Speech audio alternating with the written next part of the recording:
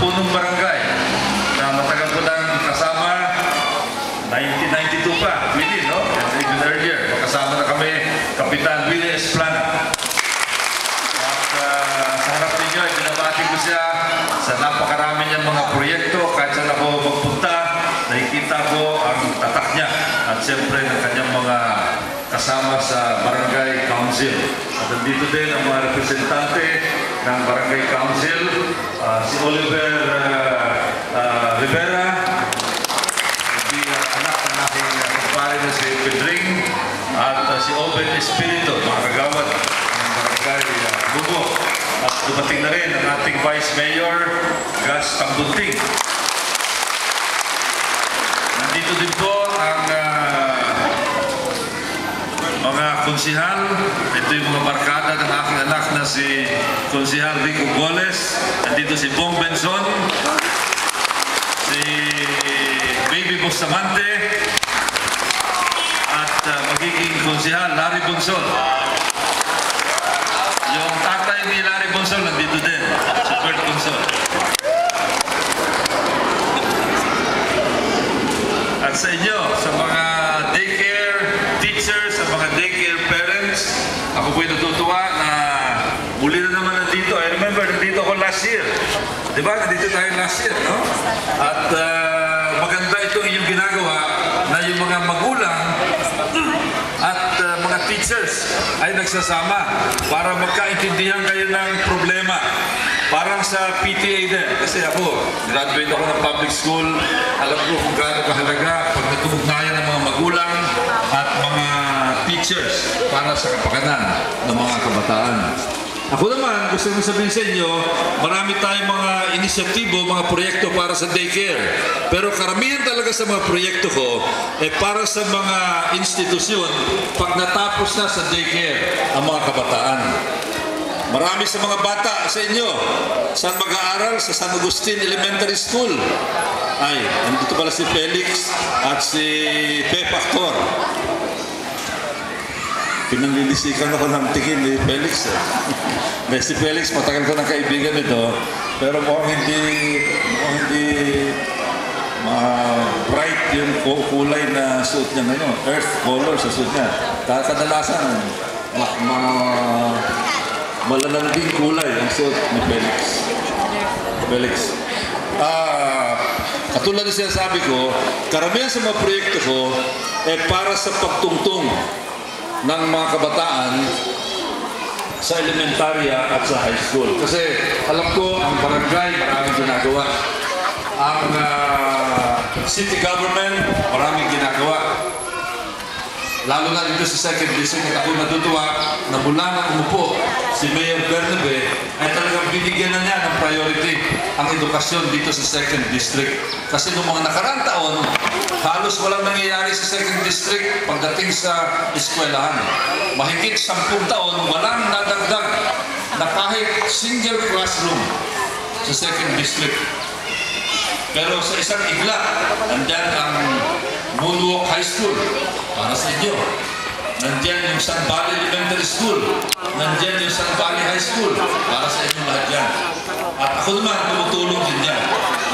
Pagdating naman sa mga daycare, meron ako mga ibang daycare na project na pinagawa. Halimbawa sa Better Living, sa San Antonio, dito yata sa Barangay Budok, wala pa. Sa iba naman, ang naging priority ko sa Barangay Budok. Pero just in case na kayo mga kailangan at kaya ko naman, o kaya kung hindi ko kaya, baka hingi ako ng tulong sa aking anak na si Konsihal Rico Goles, o kaya makahingi ng tulong sa kanyang nanay na asawa ko, si Mrs. Nati Goles. Baka meron kayong kailangan, halimbawa na ventilador, o konting pintura, o konting anumang bagay, konting mga buwan, si Congressman Roy Goles ay parating handang tumulong sa inyo sa daycare. Pero pagdating po sa elementary school at iba pang mga infrastructure projects dito sa Barangay Bunok, yan talaga ako'y tuwang-tuwa na ako'y nabigyan ng pagkakataon. Nagtatulungan kami ng gusto ni Kapitan Willie Esplana ng komunidad dito. Sapagkat alam niyo, ang congressman mahirapang magpatupad ng mga proyekto kung hindi maganda ang pagsasamahan. city government at saka sa barangay government at sa komunidad.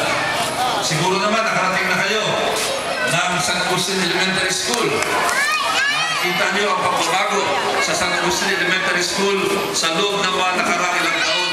Ngayon po, halos lahat ng building dyan ay napaayos na at naging proyekto ng inyong Congressman Roy Lugoles. Ibang-iba na ang San Agustin Elementary School ngayon. Yung mga kalye, kung kayo dumadaan, dito po sa Neil Armstrong Avenue, yung pagpapakinis ng kalye, yung reblocking dyan, sa dulo-dulo, sa multinational, hanggang doon sa Merville, hanggang doon sa dulo ng Service Road, naging proyekto po ng inyong Congressman Roy Lugoles. Kaya nawala na. Siguro kung meron ng lubak dyan, eh bahagyang-bahagya. Yan po ay proyekto, pati po yung mga repropping. At dito naman sa Moonwalk, nagkaroon ng proyekto para sa kabataan at para sa lahat. Halimbawa, dito sa nakikita nyo, itong Coliseum nito, ito lamang marahil, wala pa nakikita na isang park na merong bubong. Na umulan umaraw, pwede kayo sa park na kaya mamaya, pagkatapos ng programa ito, sumaglit kayo, pamasyal kayo dito sa Coliseum ng Rompe. At dito, may makakita kayo ng park ng bubong na nasa loob, ang puno. Pwede kayo magpa-picture taking dyan, pwede kayo mag-picnic, pwede kayo mag-party. Pinapati ko rin si Konsehal Balso. Doon sa kabilang dulo, sa Pibra, meron tayong pinagawa na isang maliit na Coliseum, children's park yan para sa mga bata. Kaya lang, medyo sa ngayon, merong temporary problem, no? Sapagat meron mga kontrabida na umangkin doon sa open space. Saka makakita ng open space na mahigit 30 taon na open space, pero biglang may lumantad na nagsasabi, kanya daw. Pero mabuti na lang, kahit na yung korte ay pumanig sa kanya, pero ngayon, ang HULURB ay nagbigay na ng desisyon na sinasabi, yan ay open space na pag-aari ng Moonwalk at hindi pag-aari ng pribadong tao. Pero ngayon, meron pang proseso at ang preso pa na kanyang, pero ako'y naniniwala na ang tama siya magigibagaw dito. So, yun lang po ang masasabi ko.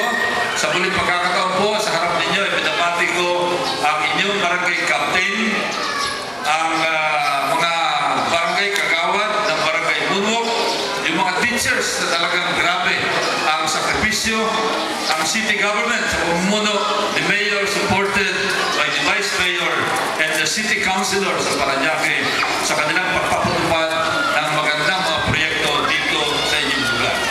At bilang pawakas, gusto ko rin sabihin na si Congressman Goles ay patuloy po ang aking mga proyekto hanggang ngayon. Kinikilala ko na nagpagawa ng pinakamaraming school buildings sa kasaysayan ng Parañaque. Nagpasimento ng pinakamaraming